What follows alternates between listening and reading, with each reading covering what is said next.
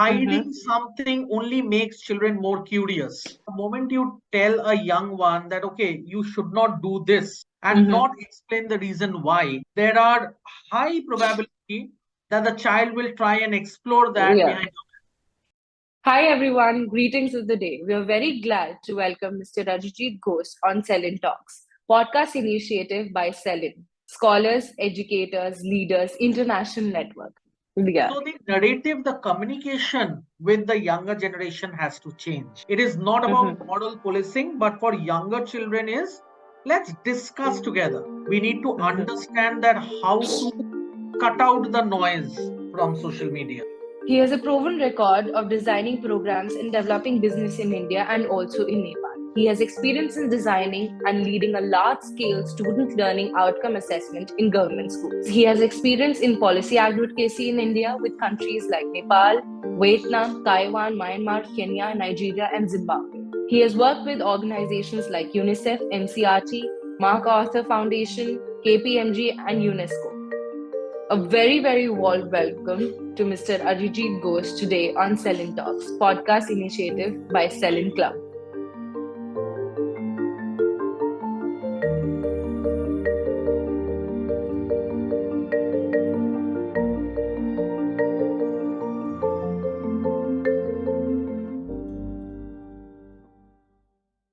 So, sir, first of all, I heard that you were one of the first few people that actually supported SELIN as a venture, and I have read a lot about you, and you are also chairperson of Ghaziabad chapter with us.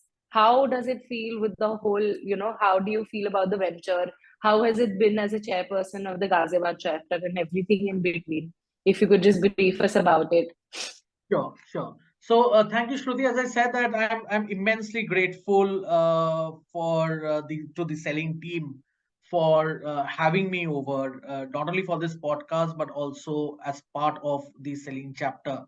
So from the onset, when Kamaljit ji had a kind of discussion with me that this is something which is getting planned, the entire idea of having a creating a some kind of a think tank and actually contributing not only on a particular day of a conference or a particular event, but it's a continuous journey and bringing, let's say, like-minded educators and kind of looking for their own areas of expertise and experience and how collectively we can contribute towards each other's learning and growth as well.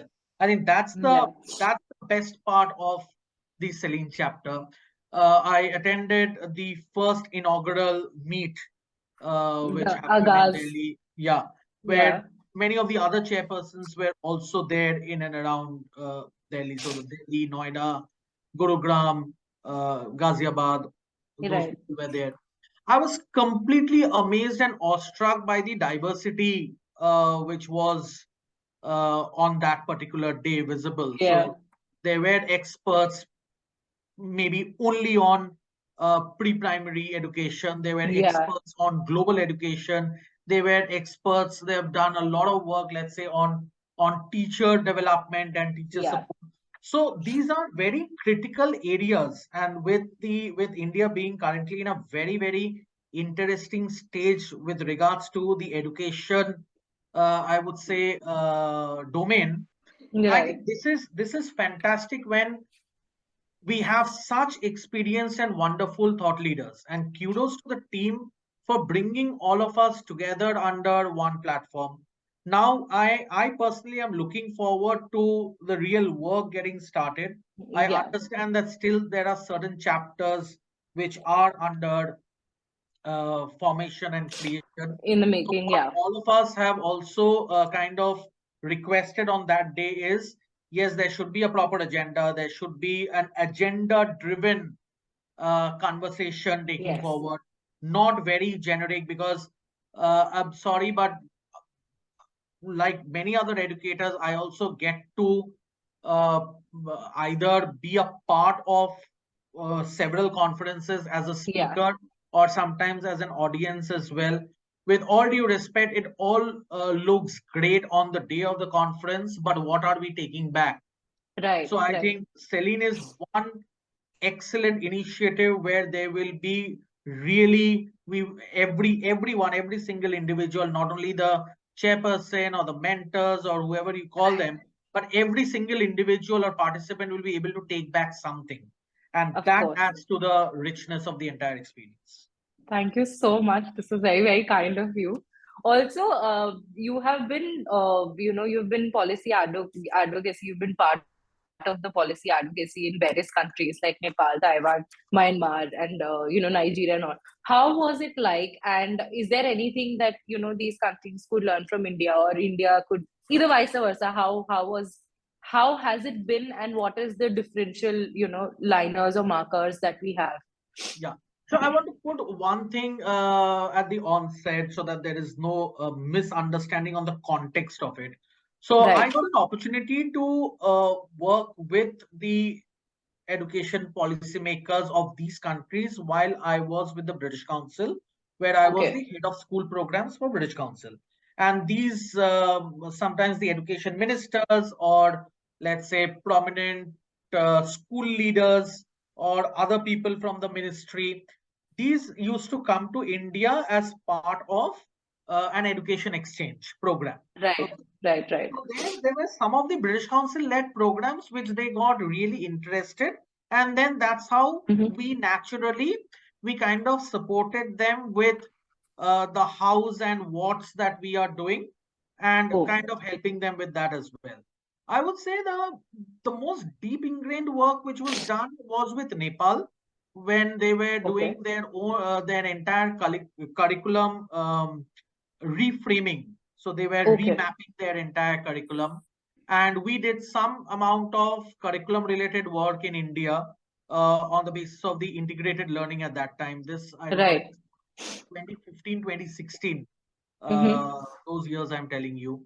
So that's where I supported not only the British Council Nepal team. So in Nepal also we had a team, but also guiding them as to how they should deal with the policymakers there, and directly the Nepal representatives as well.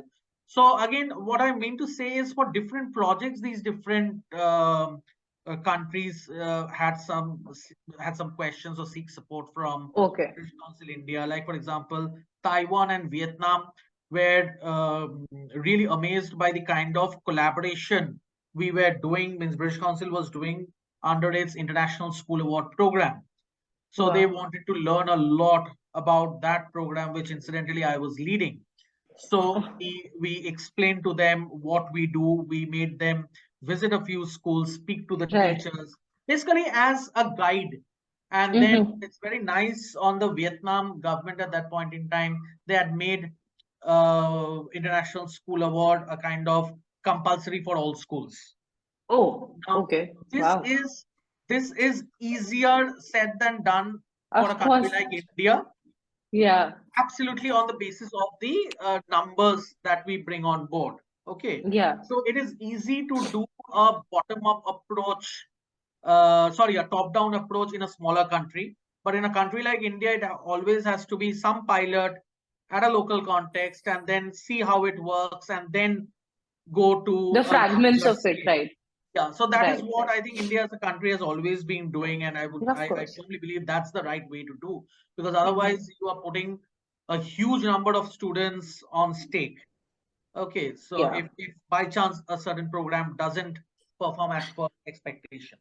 Now, when you ask me that what kind of a learning sharing can Yeah. happen, Right. I think both ways. So I think India also uh, is a case study with regards to when it comes to scale and diversity. I think that is Yeah. brilliant. That no other country can compare Can, yeah. honestly with India. So I think there is a lot which India as a country can contribute towards that. That how large scale programs can be done. Simply put, let's say CBSC. How Mm-hmm. CBSC is handling examination of so many students. Okay, Right. so class 10 exam or class 12 exam. So those are huge numbers.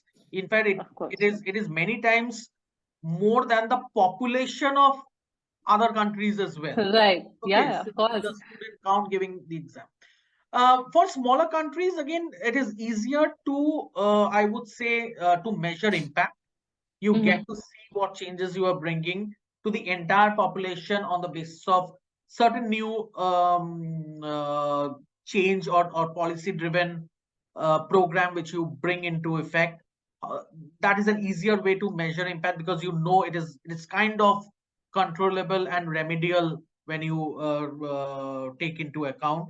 You can also, I would say, easier. It is comparatively easier to monitor the progress as well. Obviously, again, the reason being the number remaining the same. Otherwise, in general, yes, culture, though these are all Asian countries, even I have some experience working with Kenya and Zimbabwe as well. Though Vietnam, Taiwan, these are Asian countries, I also Right. have some amount of experience working with country representatives of, let's say, Nigeria, Kenya, and Zimbabwe as well. Yeah, So whether it is same continent or different continent, culture, there is a cultural difference always there. Some things are common, of some things course. are different. So I think that is a very general kind of a learning which a collaborative learning can happen. Simple thing is conversation between, let's say, two schools of two different Mm-hmm. countries can be immensely enriching and useful. So more of Right. programs, and not only with students, with educators as well. So if we can create, and Mm-hmm. this is my request to Celine as well, because I know that Celine has been creating chapters not only in India but outside of India as well. Globally. I think globally. Yeah. That's a fantastic initiative, because then these global educators will all find a kind of common platform where they can exchange ideas and learn from each And other. yeah. So I think as Yeah. educators now, we have to be open and we have to admit that we don't have solutions to everything. So the more we Of course. discuss with each other, I think the better it is. I think when I talk about exchange programs or countries, different countries, schools coming together, I was in my ninth standard when I had this experience of having a twin exchange program, and there my school did it with the Singaporean school, and the kind of commonalities and the kind of differences that were they were both. So there were, of course, because Singapore has four nationalities altogether coming. Indians are there, Malaysians are there. All of these things are going on, and plus there are a lot of South Indians. All of that thing is obviously going on. So there's a lot of factors of commonalities, and then there was a day. I think it was a conference kind of a day where we had exchange of the values that we have learned and the values that they have learned. A simple exchange of just conversation as to what we take back from all of this was so enriching, even for a ninth standard student. It actually gave up a gave a little boost to travel the world and to learn in different institutions, not just abroad studies in that manner, but actually going into the depths of it. It was a very enriching part as a student, and I believe in my teachers also did an exchange program with, like, they were teaching one semester there, and then their teachers were teaching one semester there. There was obviously difference in teaching methods, but that also helped us to actually, the school actually got a lot of help to initiate different methods into our schooling, and even they also gave us feedback that there are things that Indian education system does and we do not. So yeah, I think that is on the smaller part, but when we talk about global educators coming on a platform and actually exchanging ideas, you rightly said that we can't have solution for everything, and the Absolutely. I think you discussion needs remind to me happen. Yeah. a very fantastic project which I was again fortunate to be a part of. So this was again during my British Council days. So I was heading a program called Generation UK India. So which had Oh. three strands. One was the teaching strand, one was the work strand, and there was one basically cultural understanding strand. So I was leading the Right. teaching strand part of it. So for that, British Council being a cultural relation organization of the UK, Of so we were bringing fresh graduates who were on their gap years, or in some cases in their final year of graduation. They were coming Mm-hmm. to India, and Indian schools were basically welcoming them for a 6-month period as teaching Mm-hmm. assistants. So they were placed in Indian schools, and they were in the classrooms of these schools along with another teacher, and Uh-huh. worked their way out as teaching assistants. So as you were saying that yes, their teaching methodologies were different. There were a lot of cultural diversity which was there, which was an eye opener Yeah. for not only for our children but for them as well.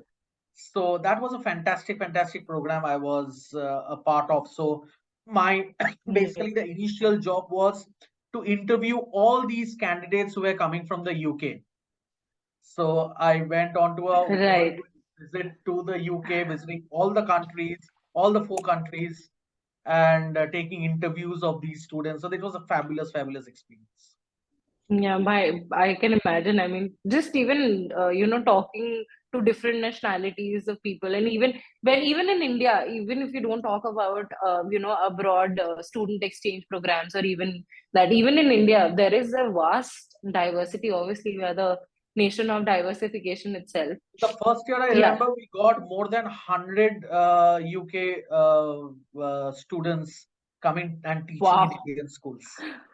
Wow. I can them it must be a hoot, I'm sure. It was fantastic. And even having those orientation sessions once they landed, that again Mm-hmm. itself is what is it was an experience. It must have been very rewarding. Yeah, yeah, I can absolutely. imagine. So you have been associated with a lot of different, nature of programs, and from past 2 decades, you have been in education specifically. What actually, gave you? What was the attraction points? Being into this education diversification, or part of education sector only. Oh, it's a very, very interesting question. I have to share this personal story. So, when I was in class 9, that was the first time, and I don't remember the names, but I am really, really indebted to one family, and I salute their, what should I say, courage. So, their child was in grade 6. So, I remember one Oh, day the mother kind of came up to me and asked me that, will you teach my child? I was in grade 9 and this child was in grade 6. I said, okay, fine, I'll do. So that's when I started teaching. Okay. So class 10, I'm an ICSE pass out. Honestly, I was okay. scared of the exam. So I did not teach anyone in grade when I was in grade 10. Okay. Then the from grade 11 onwards, this was like some kind of an addiction, I would say. I loved to teach. Okay. And I Wow. loved to talk to students, and I was never a textbook teacher. So I used to teach in my own way, experiential Right. learning. The terms, the big terms I came to know much, much later. I Later. didn't even know Yeah. the meaning of, let's say, differentiated instruction or experiential learning in those days. Okay. So Right. fine. And then fast forward to I finished my master's in science. And then the day my last practical exam was there, so I came back home. I remember it was a Thursday. Okay. So Mm-hmm. Friday, this is 2002, in the month of August. So on Friday, I just told my mom that I'm just, I'll come back in about a couple of hours. Obviously, Mm-hmm. after being in the exam, MSc exam for a good 1.5 months, my mom didn't even ask where you were going. So my mom just asked, will you come for lunch? I said, yeah, I'll come before lunch. So this was at around 10 o'clock in the morning. I went out. Right. And Right. the previous night, I had a printer at home. I wrote my resume. I took a printout, had envelopes at home. So carried about these 6, 7 resumes and I went out. So I Mm-hmm. traveled at most 8 kilometers from my house in Kolkata. So I was based out of Kolkata at that time. I'm born and brought up in Kolkata. And the farthest school, I started dropping my resumes. I went and asked that, is Mm-hmm. there a vacancy? Because it's August. There should not be a Mm-hmm. vacancy unless Right. Right. and kind of other reason, emergency reason. Right. So I dropped 6 CVs to schools. There was no vacancy. I still said that I'm still dropping my CV. Keep it in your file if you feel. The Right. seventh school, I was about to drop my CV with the guard, and the guard said, "के sir, wait, देखते हैं कि headmaster है कि नहीं." I said, "Okay, fine." So headmaster was in office, and I was called. So I met him. I had a chat for about half an hour with him, and he Right. said, "Okay, you go and meet the principal." So there was this headmaster and principal. Okay. So I went Okay. up to the principal. I had this conversation for another 15 minutes or so with the principal. The principal said that, when can you join? I said, well, if you are working on Saturdays, I can join tomorrow. If not, on Monday. So the principal said that, okay, come on Monday. So that's my entry to the school. Okay. And Wow. fortunate is there was a vacancy that time of a science teacher teaching 5 and 6, and had so this lady had to change the city because her husband was getting posted somewhere else. So it's a shame that I couldn't thank that husband and that teacher because I got my first job because of them. So yeah, that's how it started, and it has been a very, very enriching experience since then. Every single day, it has been a good reason to wake up early in the morning and going for work. First, it was school, then worked in publishing industry for about Yeah. 5.5 years. Then went to British Council, worked in an assessment organization for 4 years after that. And in my current role, I've just completed 1 year. So every single organization, every single domain of work, God has been very kind, I would say. It's been very, very interesting and exciting. Yes, though I miss that classroom environment once I moved into the corporate work life, but Right. yes, I know that I can contribute towards impacting the lives of those children. Actually, my next question was on this. How was the shift, to from the school? Because the kind of detailed memory that you have of, teaching and then landing up on your first job, the dates and people and everything. It feels as if it's just right back of your head, and you can recite this, and it must have been one of a thing in your, like a core memory. It must have been. Absolutely. In fact, I have to acknowledge, and I'll take names over here. I have to acknowledge the principal of my first school, Michael Shane Calvert, and one of the management body members, Mr. Barry O'Brien. So, prominent educationist and quiz master. Yes. So, Yeah. I don't know what spark they spotted in me, and Mr. Calvert was always very, very open and allowed me utmost freedom to experiment, to try out new things, not only in the classroom but in the school as well. Mr. O'Brien kind of welcomed me to do research for his quizzing agency as well. I did a lot of quizzing under his tutelage as well. So yeah, the Wow. teaching days were fabulous. And then when I decided that okay, I need to do a little bit more because I think the confidence, I owe my confidence to these two people and a couple of others as well, that yeah, teaching, I want to go beyond. It's not because teaching is boring. Teaching, I think, is one of the most exciting things that can happen to you and keep you on toes every single day. But I think there are Right. areas where I can contribute further. So when I joined Macmillan, it was research and development head for East India. So Mm-hmm. basically, what kind of content works well in classrooms? So those things were there. So I think my classroom experience helped to understand, to give that insight that okay, when a publishing industry or a publishing organization is trying to create something, what is required. So one of my biggest achievements came, I think, within 3 months joining the organization, and not me Wow. personally, but it was a huge team. So Macmillan was submitting, apart from other organizations, publishing bodies, they were Right. submitting for board, the ICSE and ISC recommendation of their textbooks.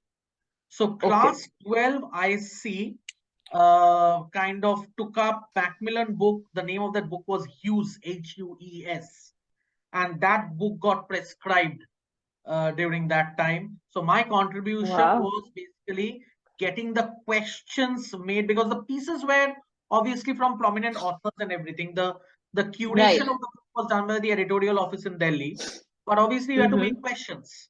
So getting those questions done by I commissioned authors who could do a good job into that question, and the prescription of that has been one of the big achievements for Macmillan, and for me personally, being able to contribute in a small way over there. So yeah, that's the starting point of my journey, I would say. You have also spoken about mental health with Brain Feed and NDTV a lot, especially with students and all of those, on various topics under mental health, of course. Do you think there has been some kind of an incline or decline in India specifically during So these? Obviously, there is pre-COVID, COVID, and all correct. of this. Apart from that, but now that students are going back to the schools and even colleges and all of this, there has been an incline or towards like a decline thing going on across India. What are Correct. your thoughts on it? Correct. So I think, one, as educators, we have to acknowledge the importance of mental health. And Of course.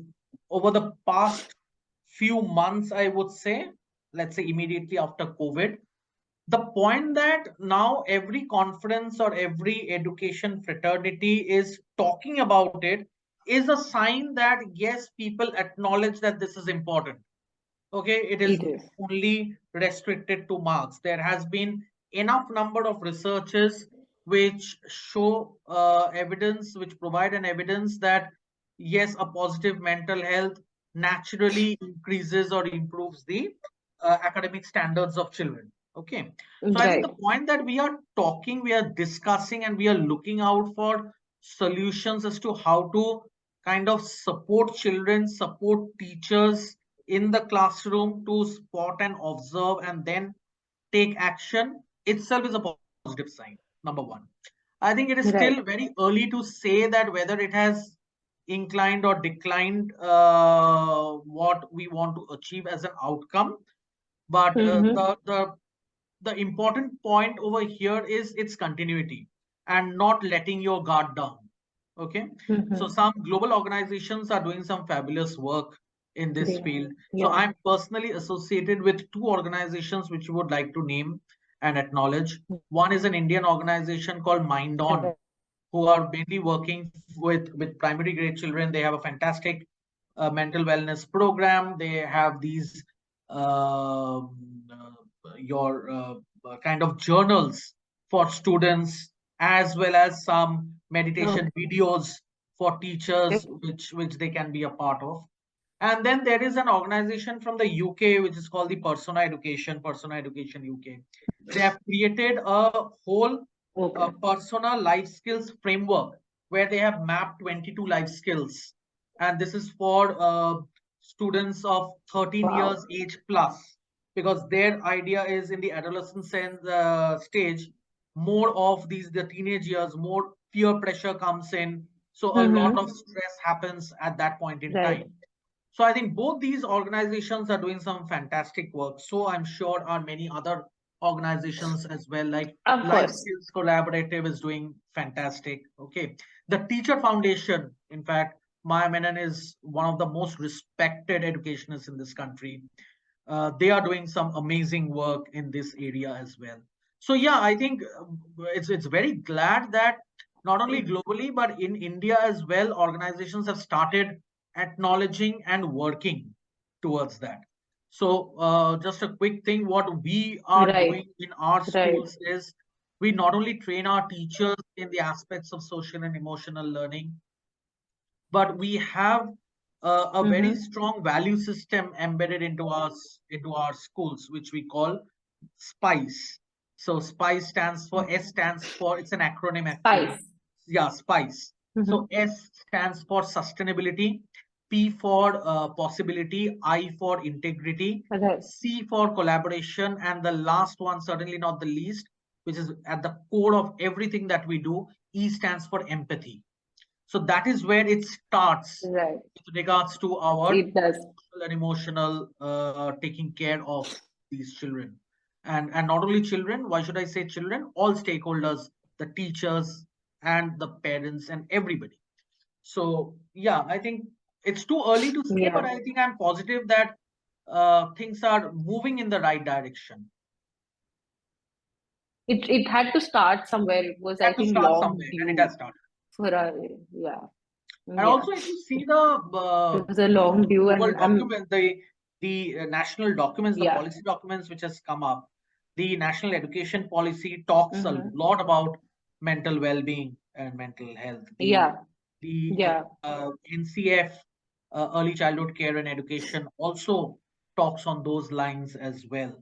So yeah, we are all Right. talking the same language. It's just now the implementation, even if it is baby steps, we have to keep on doing, continue doing. Yeah. Yeah.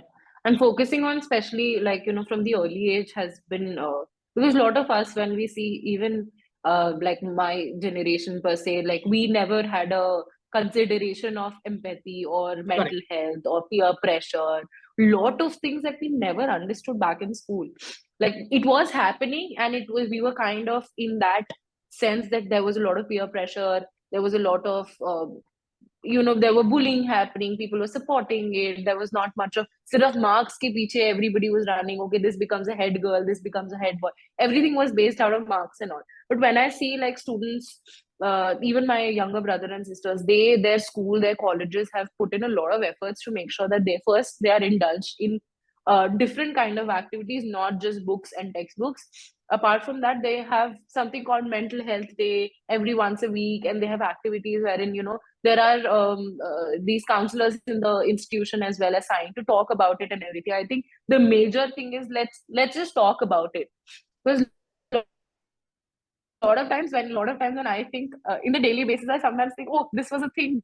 Like, this was a thing that I was going through and I had no idea. Not like a very big thing, even the smallest of things, small, some kind of opinion that I had of myself, or some kind of an opinion or judgment you pass because of a peer pressure, that it keeps going lifelong. So yeah, I Absolutely think talking about it has made one of the biggest steps that we have leaped, forward.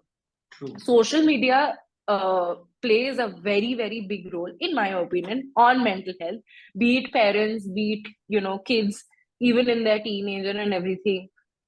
What are your thoughts about it, like be it adults or kids? Like social media has been playing like a gas thing to a fire in terms of mental health. What are your thoughts about it? Yeah, to some extent it is true. So one thing is with the advancement of technology, obviously there Right. are positives, there are hundreds of positives, but I cannot say that there aren't even one negative. So it's just Yeah.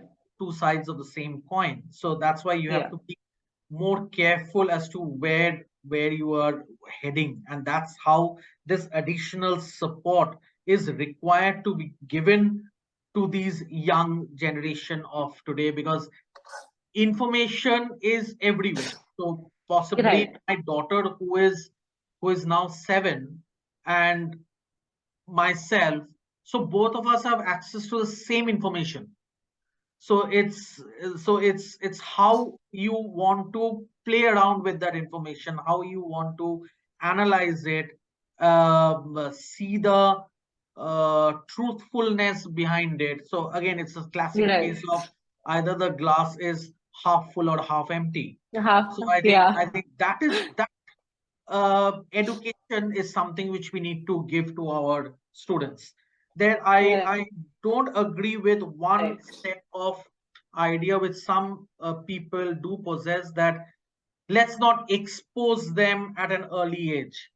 So Mm-hmm. hiding something only makes children more curious.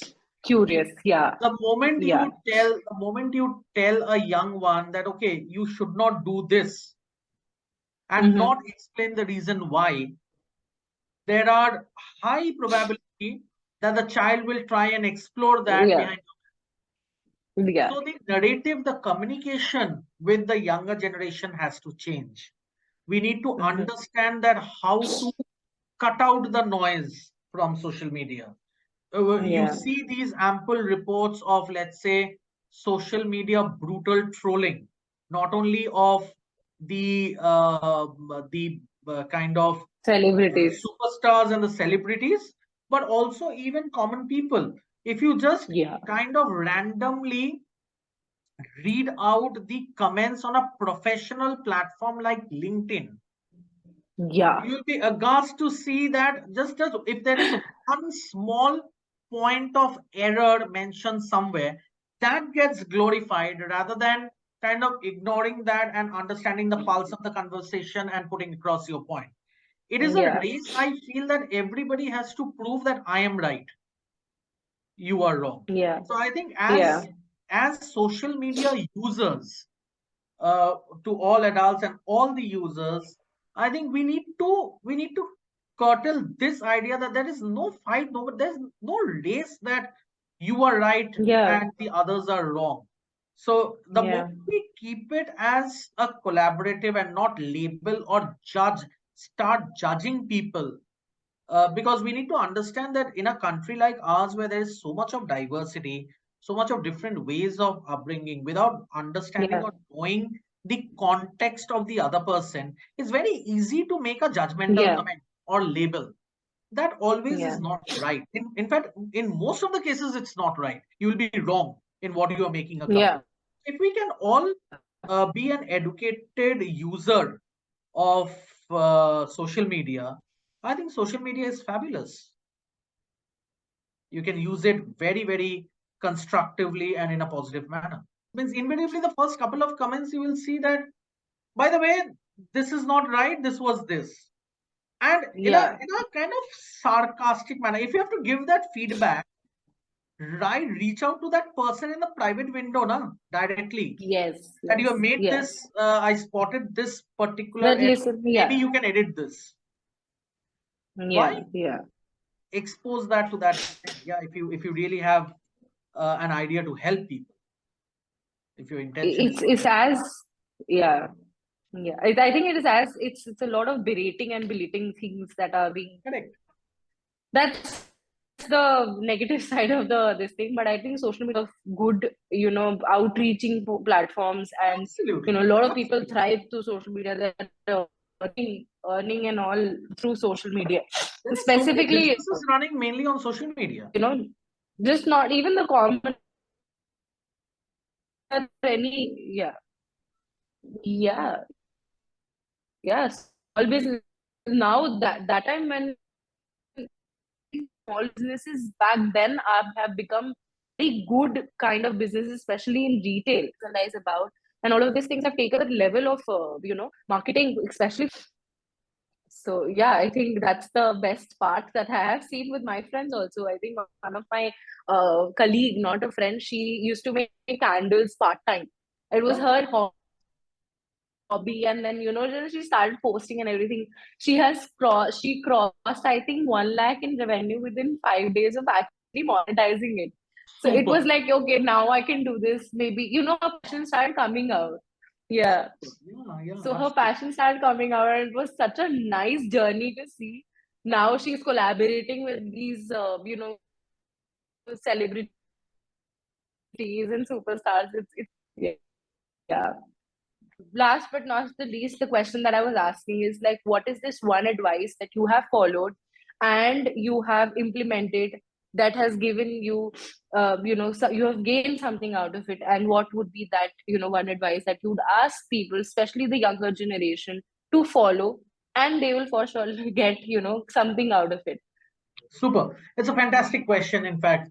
And if I may, if I can quickly share two of them, because I can't choose Yeah, yeah, for one sure. or the other. So Yeah. when I was, I think, a school going child, I don't remember. I read it somewhere. I don't again remember the source of a certain quote that if you always do what you have always done, you will always get what you have always got. Okay. And that Yeah. somehow stuck to me that, okay, if I have to make certain improvements, if I believe into that system, I have to start challenging the status quo. Okay. So it is not Wow. that you are challenging just for the sake of challenging. You Right. need to have that clarity of mind. You need to have those inputs. You might be wrong. Suppose a Of course. system which is running perfectly, if you Mm-hmm. raise a question with your reasons and counter reasons, there can be only two options. Either you are wrong, your idea is not right, the current system is Right. far better, or at least it Mm-hmm. makes other stakeholders start thinking and reflecting, because maybe your idea has brought in a different perspective to it. So this again gets very easily misinterpreted, that means, do you always start changing and jumping around things and chipping and chopping things? I would say Yeah. in the professional space, I will not say that as the answer, but at least if you do this, then you will be agile. You will at least mentally be agile to take care of changes when it is required. So Yeah. Yeah. you will not always be reactive to anything. You will at least Mm-hmm. be proactive in anticipating certain challenges and keeping all kind of at least some of the solutions ready up for discussion and Mm-hmm. implementation. So this is one advice which it has stuck with me. I don't know since when, and even till date, this kind of drives me. It's always so. That's why Mm-hmm. I spend a lot of time in planning, and thinking on that what's happening and how do we bring about changes if required. Mm-hmm. The other thing is what I kind of advise not only my peers, my kind of juniors, but all entire when I have a discussion with even let's say seniors or at the same level as well. So I always Mm-hmm. keep impact of something before that something as well. So the why comes before the what and the how. So the Oh, purpose of whatever you are doing. right. So, like for Right. example, even this podcast, when I got this request, honestly, I asked myself, why am I doing it? Okay. Okay. So Yeah. then I was convinced. I did not ask this question to y'all that why y'all are planning this podcast, but I kind of Mm-hmm. asked this question to myself, and I somewhat got the answer that okay, this podcast will be broadcasted on a kind of a public portal, so thousands and thousands of people will get an opportunity to hear. It's not only me. There are several more experienced educationists and likewise will be there. So the younger generation, when they are exposed to it, they will at least Right. get inspired or inspiration, take inspiration Right. from any of the speakers in the podcast. So that's a great way to reach out to people. So but the thing is, I asked this Yeah. question first. I blindly did not say that, okay, fine, podcast sounds great, I'll do, without knowing that why am I doing it, what I am doing. So I think impact is very important for us to keep in mind. So, also, on a lighter note, if I would ask you any three movies or books that you have read very recently and you would like to recommend to our viewers, what will they be? Okay. Uh, Movies, I was really a movie buff till my college days, I would say. After that, I Buff? didn't get much of an opportunity to watch movies now. Okay. Okay. But I'm an avid reader. So one of my favorite author is Bene Brown. So Atlas of the Heart, I think every Okay. individual can read with having any interest, any varied interest, because it talks about emotions, 87 of human emotions, and how do you identify and manage those. It's a brilliant book. Wow. Okay. I just Okay. finished reading another very interesting book called Donut Economics. Okay. Okay. So Donut Economics actually talks about sustainability. It's sustainability at the core.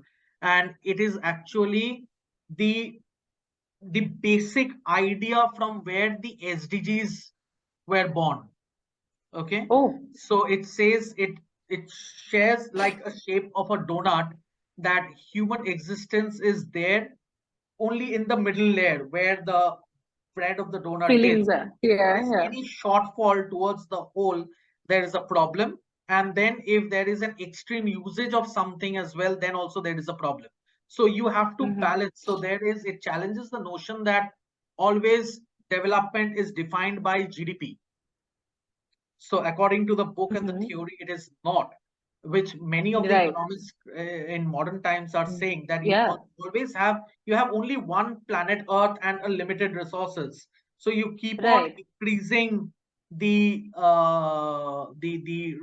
taking away from the Earth. It will not no longer be balanced. So you have to maintain Yeah. that balance as you go forward. So I think that was an eye opener of a read. And I think since my daughter is 7, I love her books now a lot. Okay. Yeah. So there is one book which not many people, I'm sure, have heard of it. It's called Amazinga Adventures. You can find it Okay. on Amazon. It's actually from uh, a kind of ashram in Mumbai who kind of publishes it. And Mm-hmm. so that is an interesting. So from A to Z, it has a story with Oh, value system. So, like for example, one of the stories is benevolence in Bahamas. so B. Okay. Okay, so Yeah. that is a fantastic book to read. If I may just add one more, children literature, because children literature I Yes, keep on for sure. continuing, is The Seven Habits of Happy Kids by Sean Oh, Covey. Okay, so I'm making a note this of all of is, this.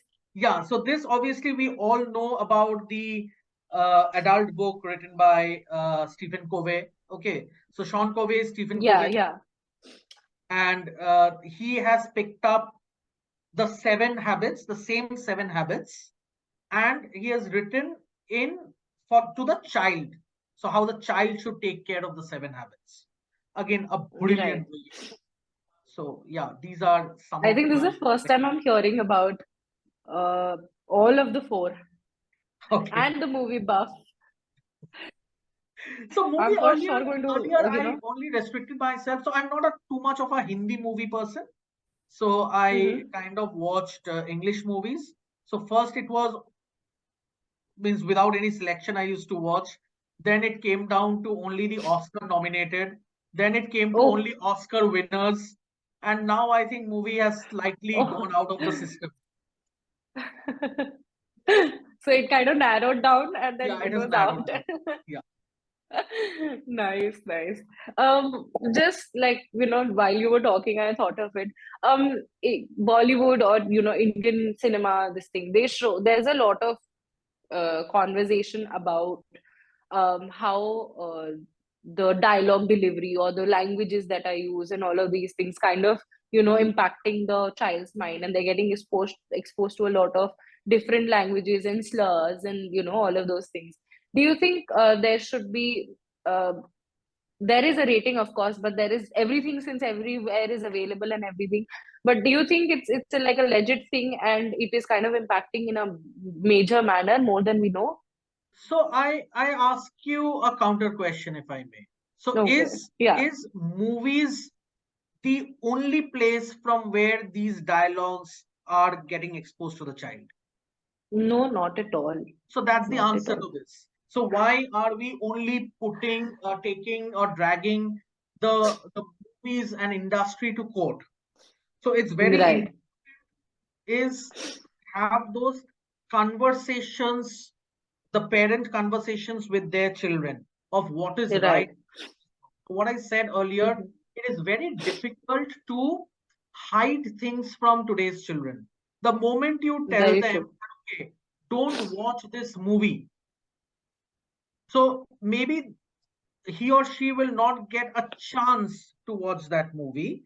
If, let's say, of Mm-hmm. my daughter's age, say 7. Okay. But the thing is, the curiosity will start growing up and she will start extracting information from somewhere that why this was said no to me without giving a proper reason.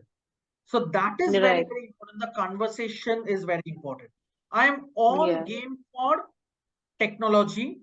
I am not game for unassisted technology usage. To make it more specific of the Very, yeah.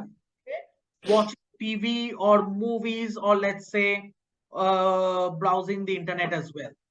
It is not about Mm-hmm. moral policing, but for younger children is let's discuss together. Like for Mm-hmm. example, my daughter and I sit together and we have even watched movies.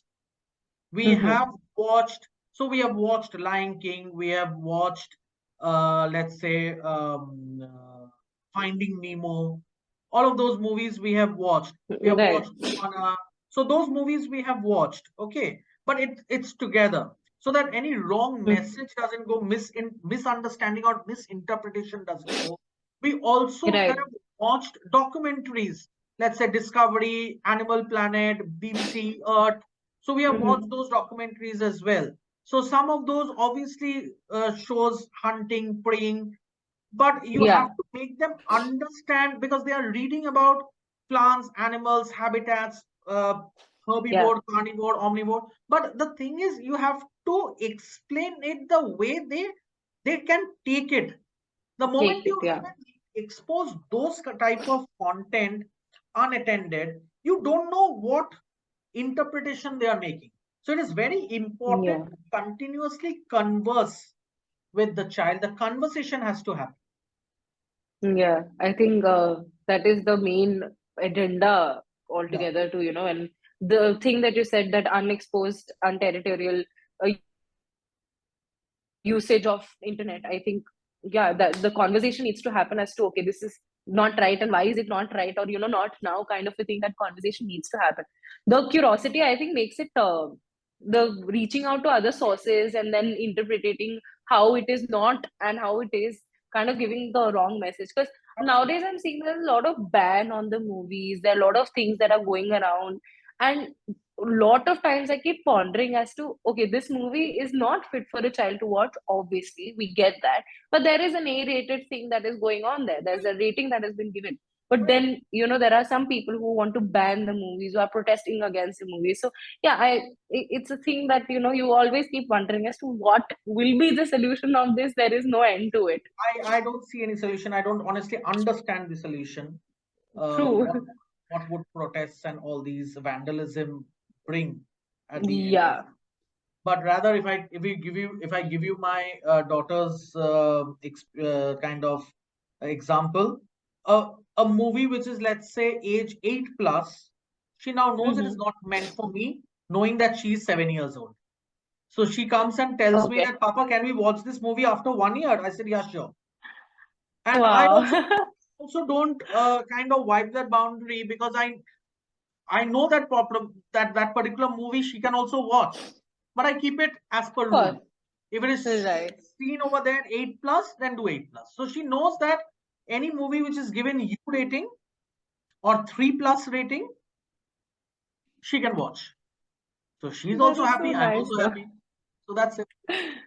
That's So it's like a how you boundary that she's, communicate. Yeah, yeah, how you set those expectations. That is the main thing.